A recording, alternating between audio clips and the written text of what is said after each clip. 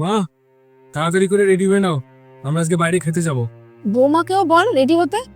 বৌমার কথা বাদ দাও, ওকে পরে কোনো সময় নিয়ে যাব। কিন্তু বাবা, কিন্তু কিন্তু করো না মা, চলো তুমি আর আমি যাই, ওর জন্য খাবার প্যাক করে নিয়ে আসবো। আর তাছাড়া ঘরে কাউকে না কাউকে তো থাকতে হবে, ঘরে এরকম ফাঁকা রেখে যাওয়া যায় নাকি? ঠিক আছে, যেটা তোর ইচ্ছা। ঠিক আছে, রেডি হয়ে নাও।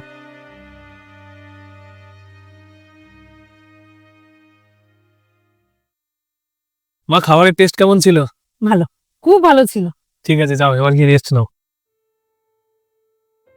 আচ্ছা, এ নাও তোমার খাবার। এসেছো তাহলে? লজ্জা করে না না তোমার? একবার না হয় আমাকে জিজ্ঞেসই করতে যে আমি যাবো কিনা। কেন জিজ্ঞেস করবো কেন?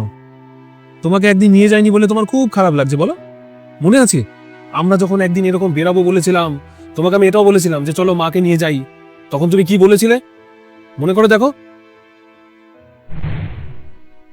শোনো না, বলছি আজকে ডিনারটা বাইরে কোথাও করে আসি, চলো।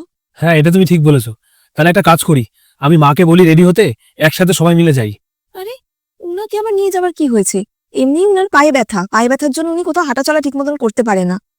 কোনো অসুবিধা হয়ে গেলে তখন? ছাড়ো, বাদ দাও। আমরা বরং একটা কাজ করব, উনার জন্য খাবার আমরা প্যাক করে নিয়ে চলে আসবো। আর তাছাড়া পুরো বাড়ি ফাঁকা রেখে ওরকম ভাবে সবাই মিলে বেরোনো যায় নাকি? মনে পড়েছে? দেখো তোমাকে একটা কথা বলি, যেরকম ভাবে তুমি আমার স্ত্রী, তোমার খেয়াল রাখাটা আমার কর্তব্য, সেরকম ভাবে আমার মার খেয়াল রাখাটাও তো আমার কর্তব্য। আমার মা ছোট থেকে আমাকে অনেক কষ্ট করে মানুষ করেছে, আমি তো এখন সময় পাই না মার সাথে বসার, বসে যে মার সাথে দুটো ভালো মন্দ কথা বলবো সেই টাইমটুকু পর্যন্ত আমার হয় না। এখন তো আমি মাকে কোথাও বাইরে নিয়ে যেতেও পারি না, শুধুমাত্র তোমার জন্য। শোনো, তোমার কাছে আমার একটাই রিকোয়েস্ট, ওনাকে নিজের শাশুড়ি ভাবাটা বন্ধ করো, নিজের মা ভাবো, মা। তাহলে দেখবে মায়ের প্রতি তোমার চিন্তা ভাবনা আর ব্যবহারটা পরিবর্তন হবে।